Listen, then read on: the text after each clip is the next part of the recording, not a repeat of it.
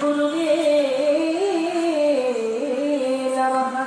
हे कृष्णा करुणा सिंधु दीनबंधु जगत्पते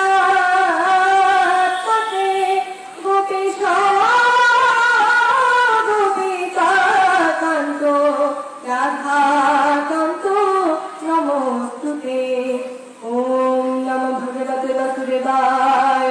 अथो श्रीमद्भगवद्गीता चतुर्थ अध्याय ज्ञान योग श्लोक नंबर 11। श्री भगवान वाच ये यथा मां प्रपद्यन्ते संस्तुधैर्य भजाम्यहं मम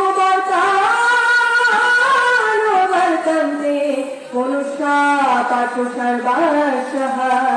অর্থাৎ হে পার্থ, যে আমাকে যেভাবে উপাসনা করে আমি তাকে সেভাবেই তুষ্ট করি। মানবগণ সকল প্রকারে আমার পথে অনুসরণ করে, অর্থাৎ সকলে যে পথে অনুসরণ করুক না কেন সকল পথে আমাকেই পৌঁছতে পারে।